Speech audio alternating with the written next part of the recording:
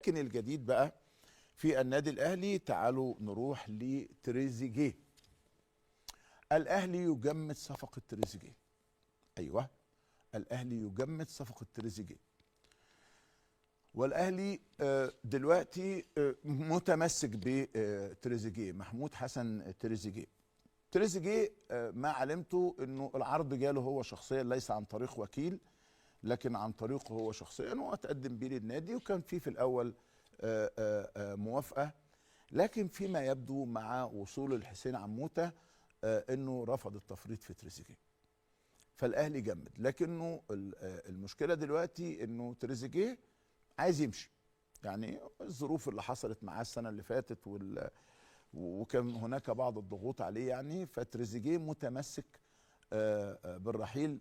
بس عشان الناس الجماهير ما تقلبش ولا حاجه، بالعكس، يعني هو شايف انه في لعيبه موجوده في النادي، وان الاهلي كان فتح الباب للرحيل. فلما جاب العرض تاني، تريزيجيه اللي جاله العرض عن طريق المسؤولين في نادي الرياض، النادي الاهلي ابدى موافقه وقالوا بعد كاس العالم. لكن الان الامر تجمد، اكيد هيبقى في مفاوضات تانية، اما لاستمراره مع النادي الاهلي او لرحيله. هنشوف الدنيا شكلها عامله ازاي.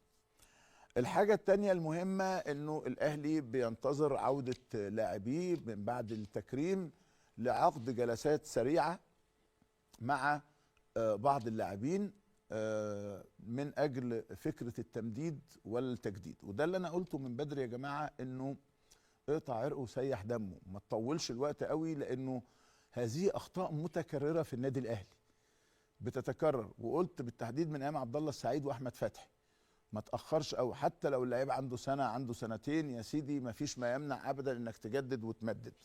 فالاهلي منتظر العوده عشان بدء تفاوض قوي من اجل التمديد لعدد من لاعبيه.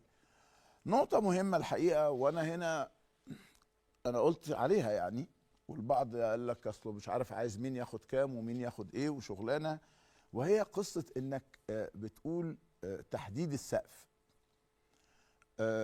وكمان نقطة أغرب، إنه أنا عندي عقد ب10 قروش، فتيجي تقول لي لا هم 5 قروش، لو مش عاجبك شوف مصلحتك. مفيش اسمها شوف مصلحتك، شوف أنت مصلحتك كنادي، ده المهم.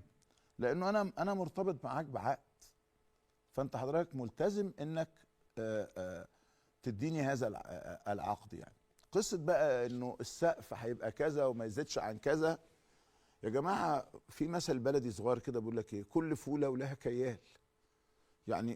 يعني ده اتعمل زمان انا فاكر، لانه الاحتراف اتطبق فجأة في مصر سنة 90. فجه كابتن حسن حمدي كان مشرف على الكورة في هذا التوقيت. فكنا احنا الكبار بقى، كانوا دايما النادي الاهلي عنده حاجة اسمها 6 الكبار او ال7 الكبار. فانا فاكر كنت عفوا اسف، انا كنت موجود، ربيع ياسين كان موجود، طاهر ابو زيد، علاء ميهوب، محمود، صالح، في كان، انا متاسف يعني الذاكره يعني. ف جم قالوا انتوا ال6 ال7 الكبار هتاخدوا كل واحد 20,000 جنيه. ساعتها ما كناش عارفين حاجه، يعني ساعتها القصه ما كانتش باينه. خلي بالك بقى، ال7 الكبار بياخدوا 20,000 جنيه، فما بالك اللي تحتهم بياخدوا كام يعني؟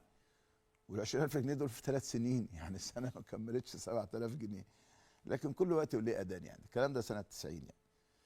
فبدات القصه دي تمشي تستمر بقى بشكل، لحد ما بدات انت تفتح للعيبه من بره، فبدا يجي للعيبه عروض يعني. فبدات الارقام تزيد شويه تزيد شويه. لما رضا عبد العال جه النادي الاهلي ب 625,000 جنيه، كان عناوين الصحف المصريه ازاي لعيب في مصر ب 625,000 جنيه. دلوقتي شوفوا الارقام بقت عامله ازاي. فقصه انك تقول لي يعني احنا كنا مثلا واخدين 20,000 وبعد كده بقينا 30,000 و40,000. رضا ما كانش واخد ال 625,000، لكن رضا كان للنادي مبلغ والاتحاد الكوره مبلغ وليه مبلغ. لكن احسبها بقى، احنا مثلا اكتر واحد مثلا كان 50,000 ساعتها ولا 40,000، ورضا 625 مش بتوعه، هو كان واخد رقم قليل جدا يعني، لكن 625,000 جنيه وكلنا كنا راضيين يعني. فقصة انك هتقول لي لا ده ب20,000 وده ب30,000 وده زمان. الان الحياة اتغيرت، الفكر الاحترافي اتغير، بدليل ان انت بتروح تجيب لعيب ب3 4 مليون دولار. يعني وعلى فكره ممكن تجيب صفقه وتفشل زي موديست او زي كاموتش، وتجيب صفقه تكسر الدنيا زي علي معلول وهكذا يعني. فالاهلي هيبدا التفاوض مباشره مع لعيبته فور العوده، ولكن برجع اكد لك اللي انا قلته امبارح ان في 2 لعيبه جالهم عروض بالفعل واكثر من عرض، هم سايبين الامر تماما للنادي الاهلي.